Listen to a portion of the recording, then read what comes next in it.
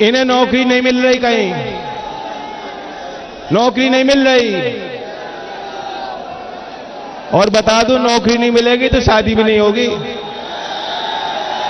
इन लोगों का बस चलेगा तो कुंवारे रह जाओगे इनकी तरह। और शादी करानी है तो नौकरी चाहिए। और योगी जी बाबा जी के राज में 1.9 रह गया, 1.9। ये सब क्यों है? क्योंकि बाबा जी को कुछ अता पता नहीं है। बाबा जी बैलेंस शीट नहीं पढ़ सकते। बाबा जी के आगे फाइल रख दी जाती होगी, अधिकारी उनको जैसा समझा देते होंगे, बिना फाइल को देखे पढ़े वो हस्ताक्षर कर देते होंगे और बयान दे देते होंगे। योगी जी बैलेंस शीट नहीं पढ़ सकते। मैं इकोनॉमिक्स का स्टूडेंट रहा हूं। देश की वित्तीय हालत और उत्तर प्रदेश की वित्तीय हालत योगी बाबा के राज में बेहद खराब हो चुकी है। साधारण किसान परिवार आज गुजारा नहीं कर सकता। हमारे जो नौजवान, ये जो नौजवानों की भीड़ आई है, इन्हें नौकरी नहीं मिल रही, कहीं नौकरी नहीं मिल रही। और बता दूं, नौकरी नहीं मिलेगी तो शादी भी नहीं होगी। इन लोगों का बस चलेगा तो कुंवारे रह जाओगे इनकी तरह। और शादी करानी है तो नौकरी चाहिए। मैं एक और आंकड़ा दे रहा हूं नौजवानों को। 2012 में जो आईटीआई का सर्टिफिकेट लेते हैं, जो टेक्निकल डिप्लोमा लेकर बच्चे नौकरी हासिल करने की कोशिश करते हैं, 2012 में 13% बेरोजगार थे।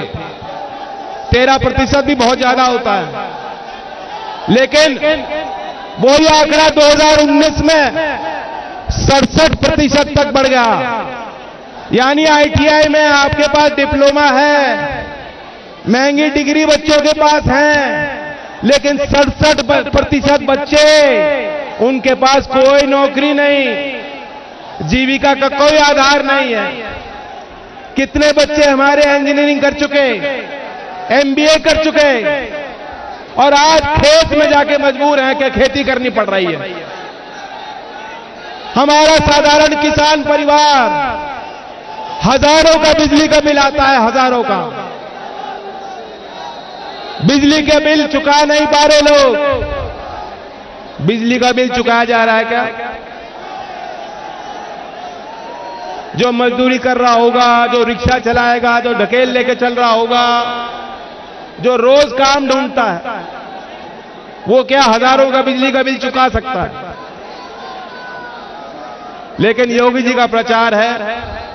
योगी जी कहते हैं कि हमने कानून व्यवस्था सुधार दी, कानून व्यवस्था सुधार दी। लेकिन हालात ये हैं, रोज आप अखबार देखोगे तो इतनी लूट हुई, उतनी लूट हुई, और हमारे यहां हर 2 घंटे में महिला के साथ रेप हो रहा है। हर 90 मिनट में बच्ची के साथ रेप हो रहा है। ये अश्लील हरकतें हो रही हैं। हाथरस में जो हुआ, रात के अंधेरे में परिवार को वो मौका नहीं दिया कि अपने बेटी के अंतिम दर्शन कर सके। वे जाहिल लोग जिन्होंने वो कृतकार्य किया, वे जाहिल लोग जो सेंगर को बचाने में जुटे थे, जो हाथरस के अपराधियों को बचाने में जुटे थे, उन जाहिल लोगों की पहचान कर लो। मोदी जी कहते हैं कपड़ों से पहचान होती है, मैं तो कहता हूं उनकी भी पहचान कर लो तुम लोग। वे लोग भी गोरखपुर और लखनऊ में बैठे हैं, वही लोग थे, गुंडों को भगाएंगे। चौधरी चरण सिंह जी का राज याद होगा आपको। मैंने तो इनकी लाठी खाई पुलिस वालों की, लेकिन पुलिस वालों से मेरा कोई बैर नहीं है। और अगर आपके लिए 100 लाठी खानी पड़ेंगी तो खाऊंगा।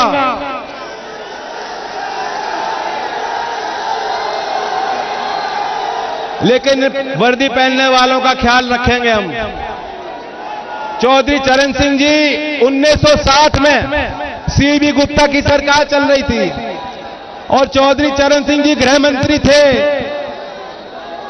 किस तरह का शासन उन्होंने चलाया वो ख्याल रखते थे और उन्होंने बात का समर्थन दिया कि पुलिस की वर्दी पहनने वाले इन जवानों की तनख्वाह बढ़ाई जाए। जब उनको दबाव बनाया गया कि नेताओं के विरुद्ध मुकदमे वापस ले लीजिए चौधरी साहब ने इनकार कर दिया। चौधरी साहब ने इनकार कर दिया और वही योगी जो मुख्यमंत्री बने पहला काम किया अपने के खिलाफ, उनके खिलाफ, खुद के खिलाफ जो संगीन धाराएं थी, जो संगीन मुकदमे दर्ज थे, योगी जी के खिलाफ दंगा भड़काने का मुकदमा दर्ज था, वे मुकदमे उन्होंने खुद लौटा दिए, खत्म कर दिए। ऐसे मुख्यमंत्री क्या गुंडों से आपको छुटकारा दिला सकते हैं? चौधरी चरण सिंह जी को मजबूर होना पड़ा और 1962 में मुख्यमंत्री ने उनसे त्याग पत्र मांगा और चौधरी चरण सिंह जी ने कुर्सी को लात मार दी, लेकिन अपने असूल को नहीं त्यागा। चौधरी चरण सिंह जी का नाम लेना आसान है, लेकिन चौधरी चरण सिंह जी के दिखाए हुए रास्ते पे चलना बहुत मुश्किल काम है और जो भाजपाई हैं उनके लिए तो असंभव काम है, वो नहीं कर सकते। तो भाइयों अपनी सरकार बनाओ। मैं विश्वास दिलाना चाहता हूं, इन नौजवानों को विश्वास दिलाना चाहता हूं, समय पे आपकी भर्ती खुलेगी, समय पे आपकी भर्ती होगी और लोकदल ने तो ऐलान कर दिया है सरकार बनेगी साझी, लेकिन मेरी नजर अलीगढ़ के नौजवानों पे होगी। 1 करोड़ प्रदेश के नौजवानों को 5 साल में हमें नौकरी दिलानी है, 1 करोड़।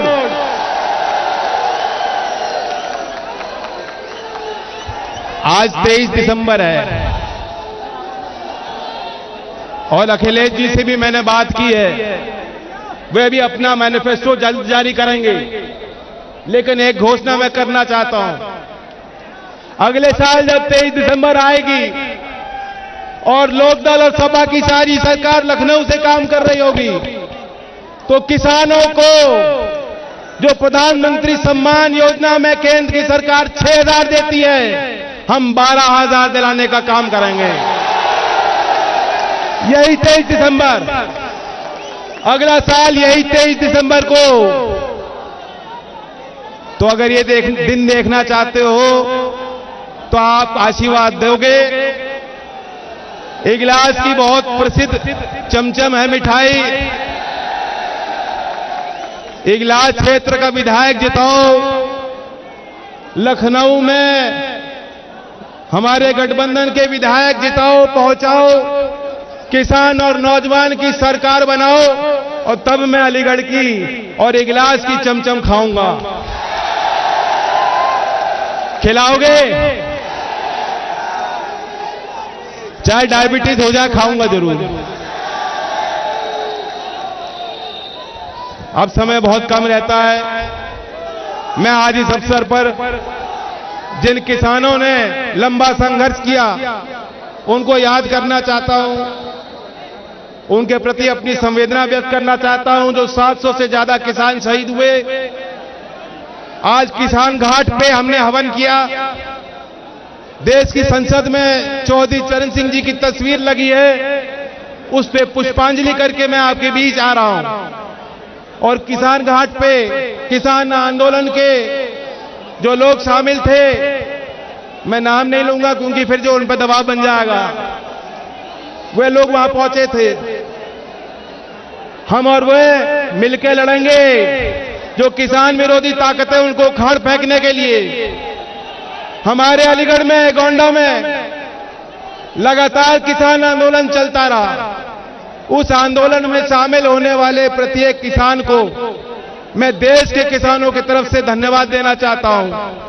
चौधरी चरण सिंह की आवाज बनके आपने पहली बार इस देश को, भारतीय जनता पार्टी की सरकार जो चला रही है, पहली बार उनको यह एहसास दिलाया कि अगर किसानों से लोहा लोगे अगर किसानों से लोहा लोगे तो हार जाओगे, पहली बार।